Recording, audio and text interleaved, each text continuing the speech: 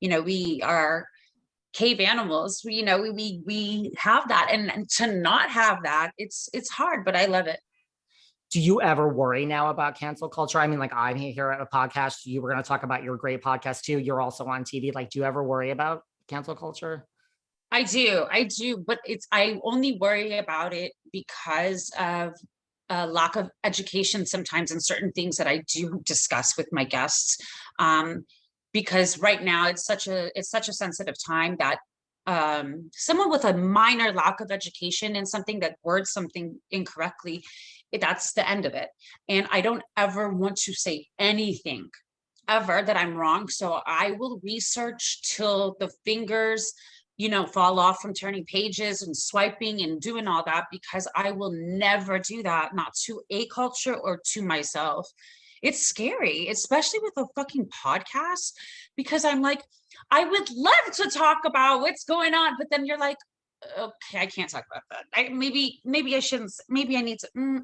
Do I talk about it? Do I bring attention, or do I?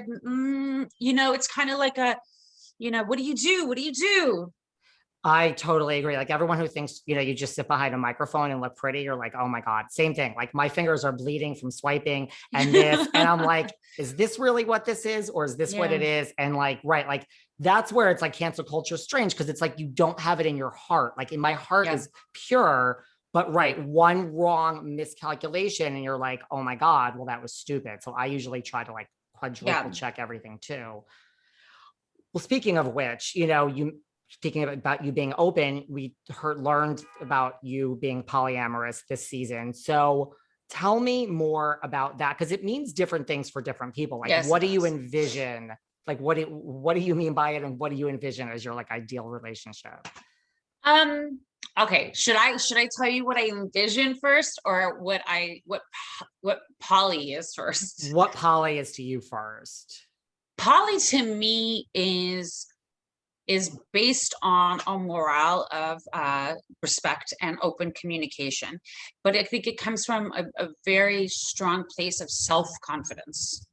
Not to be confused with narcissism or ego of pride, but a self-confidence of just self, and contentment, and knowing that you're okay being who you are with someone, with two people, with not. And you're okay if that person enjoys it with someone else, because what you enjoy with that person, you can also enjoy with other people too.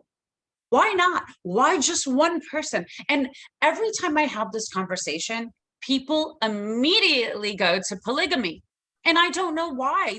We live in such a naive society that polygamy and polyamory can be even confused, because God, they're worlds of two different things. One is about a man who just wants to fuck a bunch of women, and the women just deal with it. And polyamory is a massive amount of mutual respect amongst man, woman, man, woman, whatever it is. So my ideal poly relationship would be, I would love to have like maybe two men. And I would love for them to each maybe have another woman in their lives. I'm not interested in the sexual craze of what people think of it. I'm quite prude in the bedroom. I'm a starfish, honey. Okay, I don't like to sweat. I lose weight by smoking weed. So I'm not into the freaky thing. I think everyone thinks about me, and because I'm like spicy, they automatically think, my God, she's probably having threesomes and wants to just call it poly. No, that's all I want. I just want to have two dudes, and for each of those dudes to have one other woman. And we were just one big happy poly group. And so, I mean, I'm just asking, like, because I'm curious, like, so it wouldn't be like you and these two guys doing anything together, but like, that's what I'm taking away. It would be completely independent relationships. There would never be I don't want to mix the relationships. I want to spend separate time with them, but they will know who each other are because of respect of, this is who I am involved with. And if I ever get emotions or feelings for another man, I will have enough respect for the men and their women involved in this situation to just say, hey, I met someone. I'm not sure where it's going yet, but if it does go somewhere, I will let you guys know. That all makes sense to me. Could you ever see it being like 3 different men? You know what I mean? Like, I know you said 2, but just like, That's a lot. I mean, I have I mean, the it most is a lot. There's important, only, the most important guy in my life is my son right now. So it's like I have to also understand the example that I'm setting for him. And I don't want him, he's going to start school in a couple years. And I don't want that reputation that your mommy's a whore and she has a bunch, because they're going to do it no matter what. He's a donor child. He came out of a tube. You know, he doesn't, you know, he's going to get it left and right. So I don't want to keep adding to it, but I also want to tell my child to be his authentic self.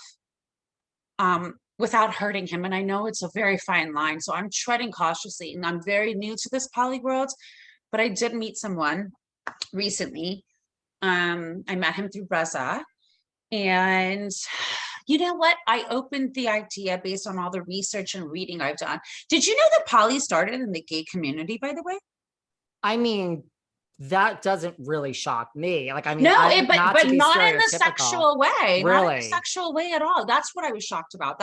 I'm like, well, don't the gay guys more aren't they more sexual anyways? And like, But I'm not no, being stereotypical and all of that, no, but like this, but go it's on. true. It's true. But no, in a committed way. I didn't even know that. But I met him through Reza and he came out of a relationship and I was like, well, this is how I am.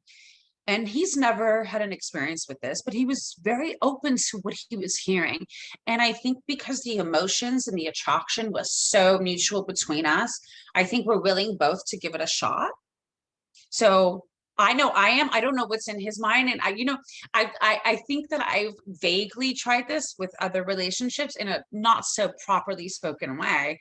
But I've told my ex, like, if I'm not around and you're with your boys and you're like feeling this chick, I was like, I don't mind if you like get a blowy. I don't care. That turned into World War III. And that in his mind, that meant I'm fucking everybody out there. You know what I mean? So it's good to find a confident person that is open to it. So we'll see. We'll see what happens. At what point, like when you're like, when would you do you normally tell guys that this is where maybe you want to head? Like the first date, the fourth date, you're like, let me just lay it out there on the first date and tell you how it is. Or it's usually wait.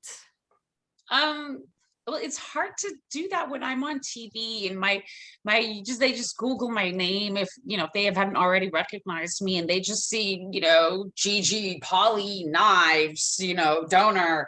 They're like it's there, honey. Yeah. It's like I gotta narrate it like Morgan Freeman a little bit and ease them into it.